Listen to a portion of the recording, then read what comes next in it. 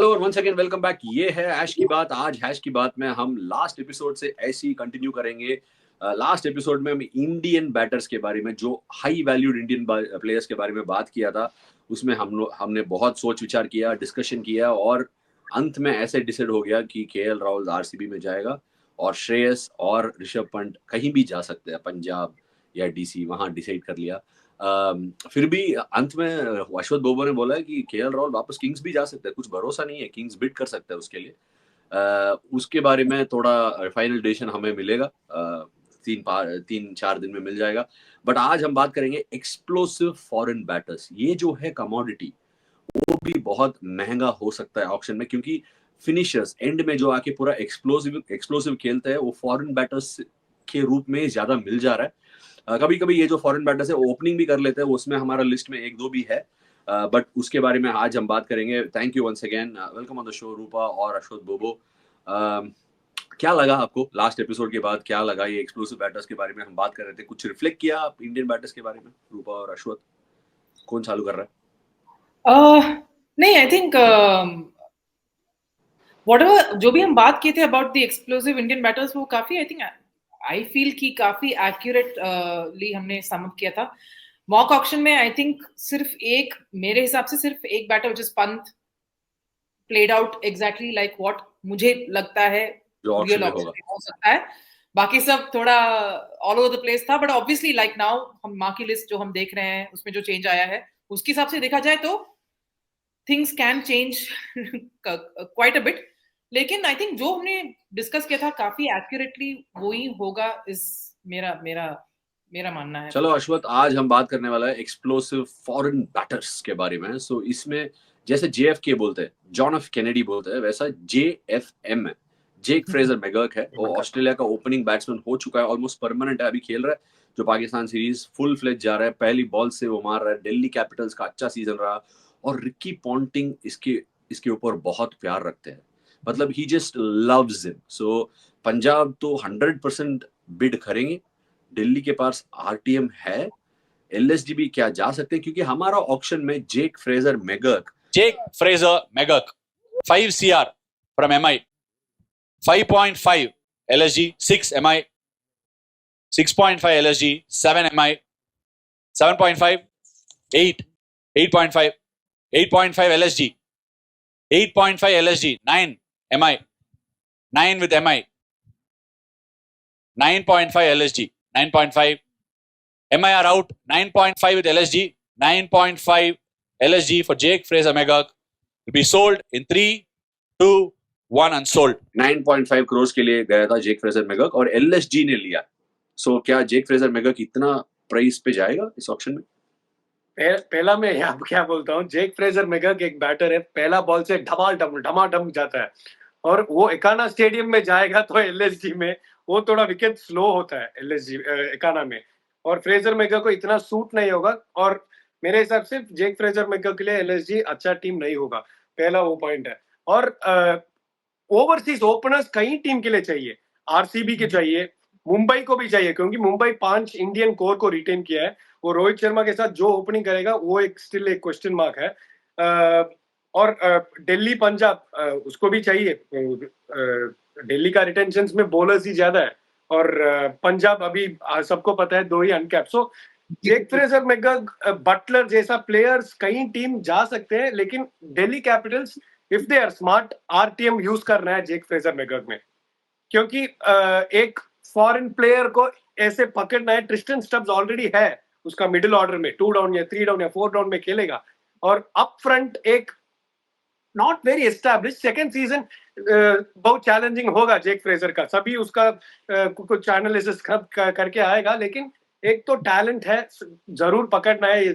9 या 10 करोड़ हमारा ऑक्शन में जैसे गया, दिल्ली को आरटीएम पकड़ना है। लेकिन पता नहीं Punjab Kings Ricky Ponting connection, आ जाओ तुसी पाजे कैसे हो, आजा सब पंजाब जा सकता है। नहीं, ऐसा पूरा तू बकचोदी करने का वक्त ना, मैं भूल जाता हूँ क्या बोलने वाला था। बट अभी वापस लौटना है कि आपने एक अच्छा चीज बोला था कि सारी टीम के लिए एक ओवरसीज ओपनिंग बैटर चाहिए, जरूर चाहिए, बट टेम्पलेट को भी देखना होगा। अगर ये 2 एपिसोड के पहले हमने क्या बात किया था कि रीसेंसी बायस क्या होता है?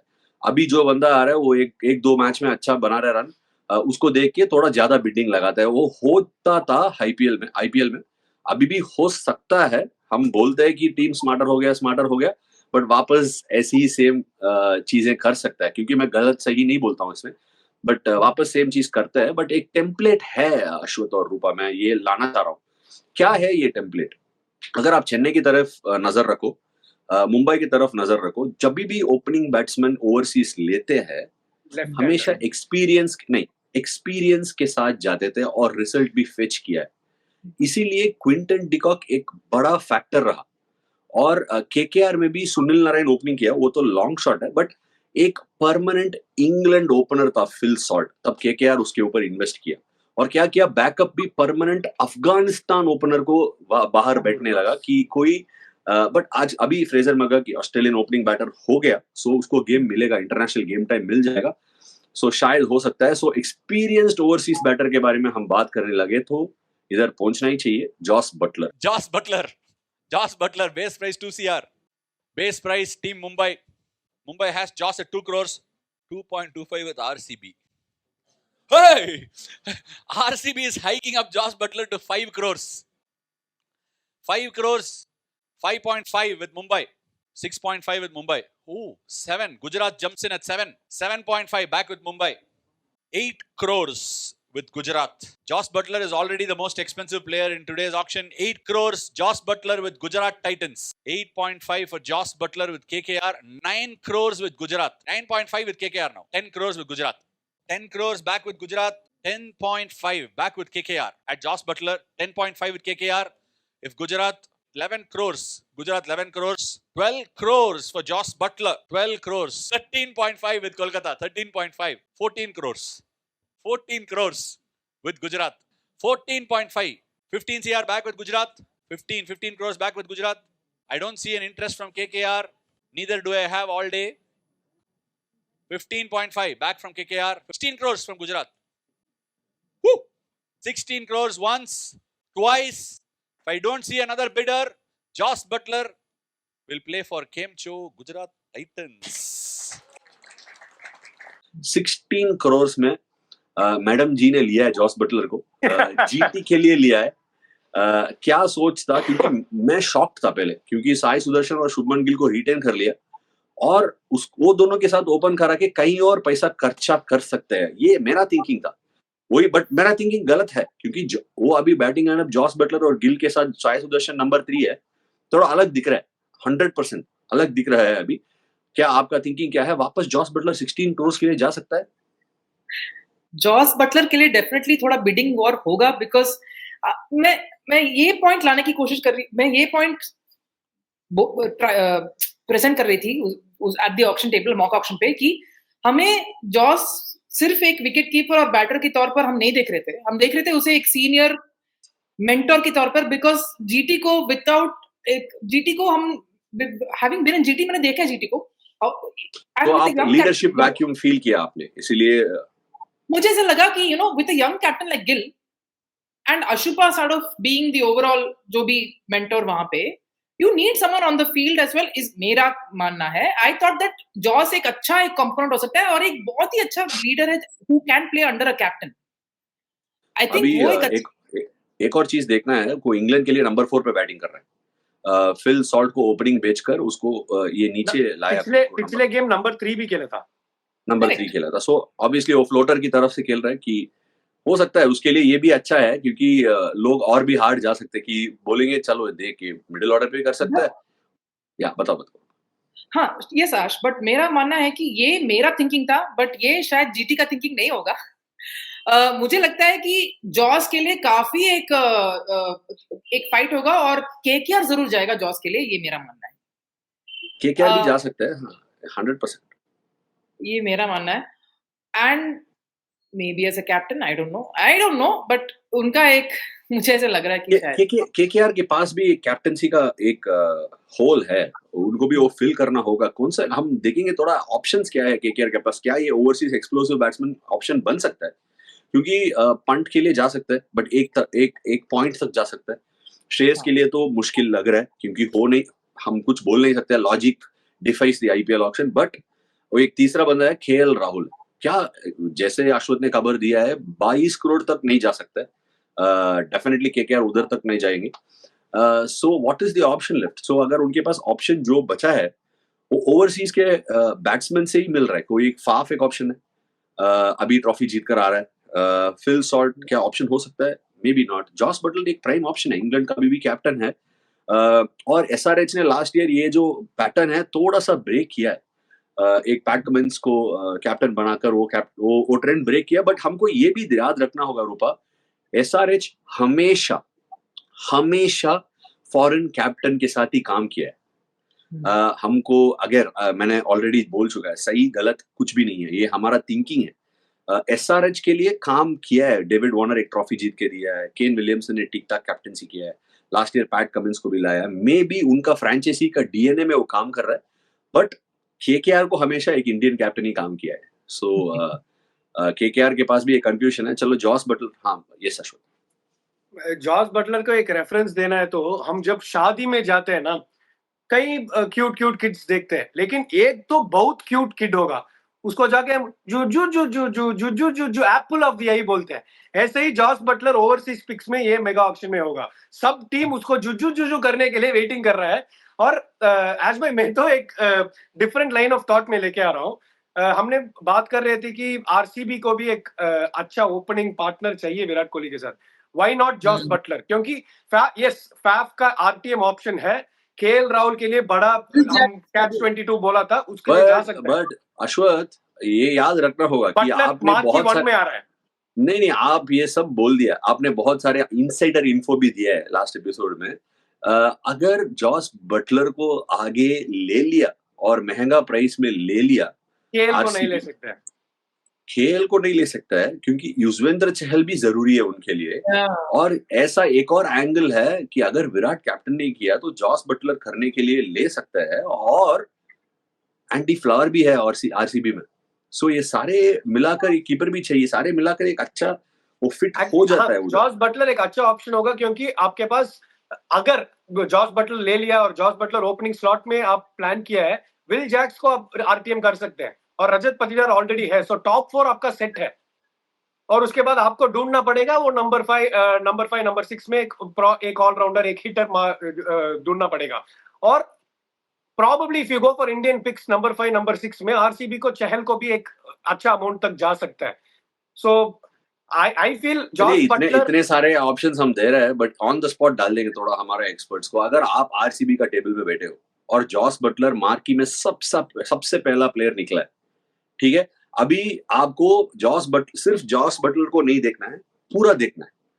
अगर आप आरसीबी हो, आप पैसा बचा के एक अच्छा बोलिंग यूनिट बनाओगे या बोलेगे मैं खर्चा करूंगा, इधर जॉस बटलर चाहिए, केएल राहुल चाहिए, ये दोनों को ले लेंगे, फिर बाद में देखेंगे।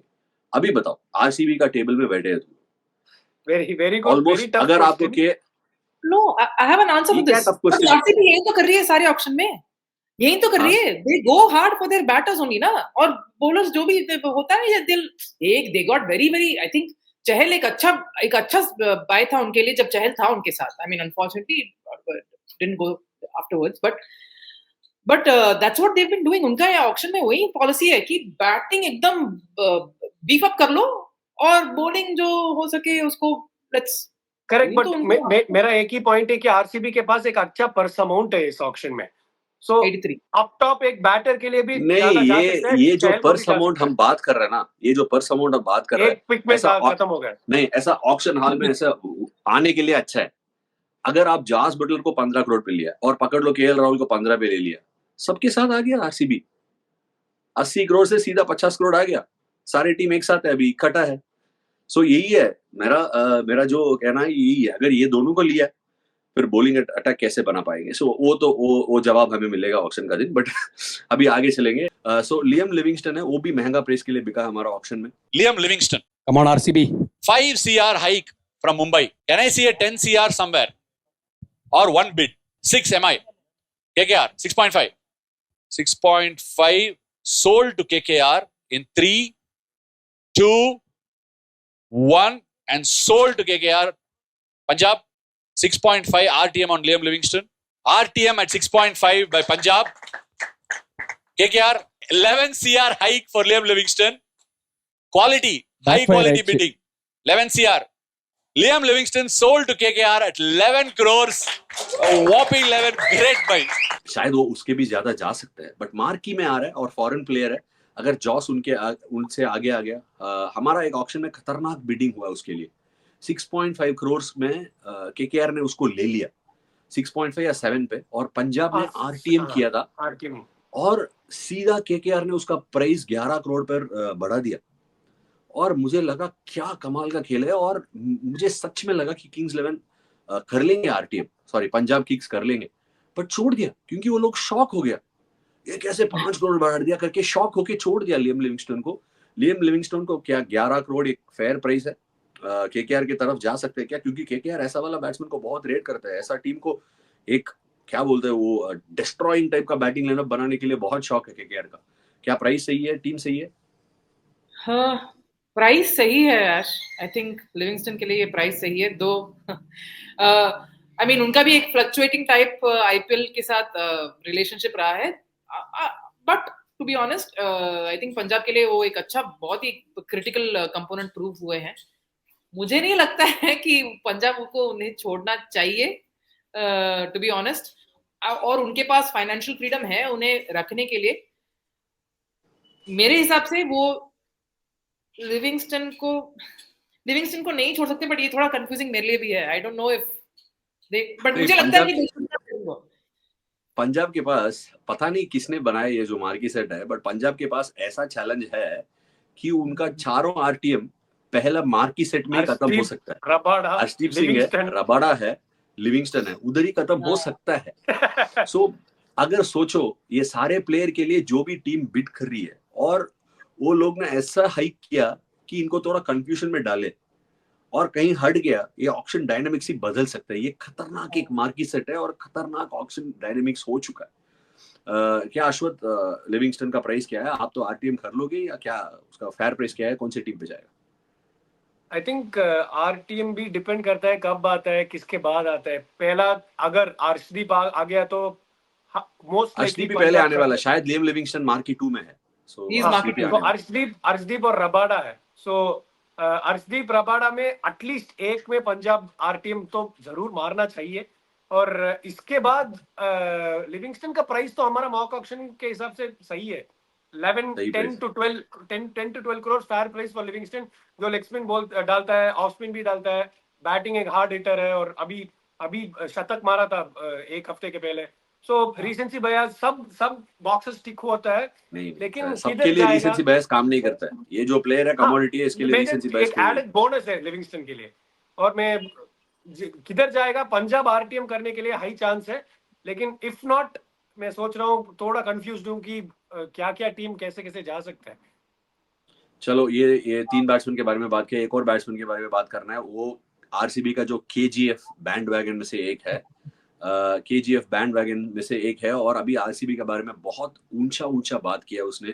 वो एक आरसीबी की तरफ से, अगर आप आरसीबी का फैन हो तो सुनने के लिए बहुत खुशी मिला होगा आपको. ग्लेन मैक्सवेल ने बोला ये है एक फ्रेंचाइजी का तरीका है, और I am very happy. So yes, we are talking about Glenn Maxwell. Glenn Maxwell at 2 crores, at 2 CR. 5 CR hike from Mumbai Indians. 5.5 back with Punjab. 6 with Mumbai. 6.5 back with Punjab. 7 with Mumbai. 7.5 back with Punjab. 8 Mumbai. 9.5 with Punjab again. Mumbai Jaga Vangesh 9.5 CR with Punjab. Glenn Maxwell once Rendudaram sold. Glenn Maxwell sold at 9.5 CR to Punjab. 9.5 और वापस Kings के पास गया. Kings के साथ था वो पहले. Ricky और ग्लेन मैक्सवेल का ये जो रिलेशनशिप है, वो it's a marriage made in heaven, क्योंकि वो दिल्ली कैपिटल्स में था तब लिया, शायद मुंबई में था तब भी लिया, वापस किंग्स जा रहा है, और किंग्स में भी उसने अच्छा किया. We have to remember Glenn Maxwell का सबसे अच्छा साल रहा किंग्स 11 के साथ 2014 पे. सो 9.5 एक फेयर प्राइस है. आपको लग रहा है कि ग्लेन मैक्सवेल उधर ही जाएगा या आरसीबी को आरटीएम करना चाहिए? बट वो वाला सीजन जो अच्छा सीजन था वो इंडिया में नहीं था ना, वो दुबई में था. दुबई और अबू धाबी में था. सही है.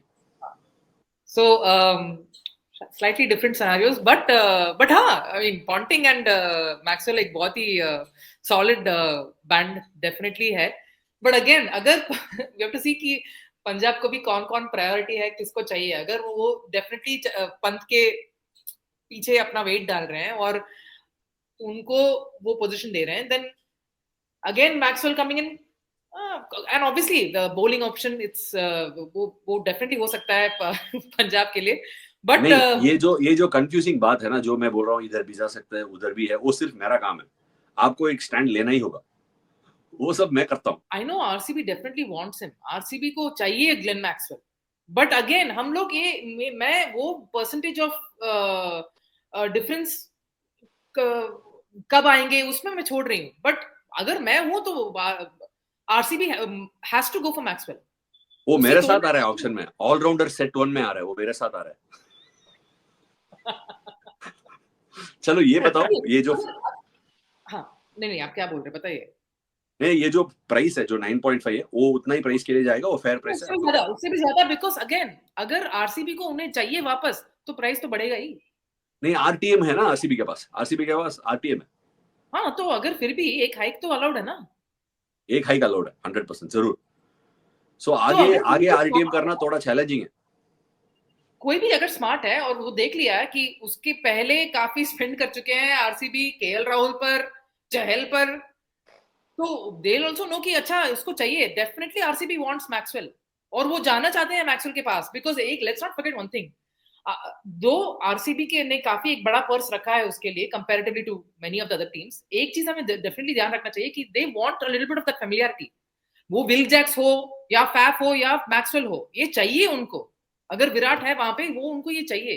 तो अगर वो मेंटेन करना है तो they will have to go. अगर वो राइडर है तो 9.5 is not gonna be it, उसके ज्यादा जरूर जाएगा.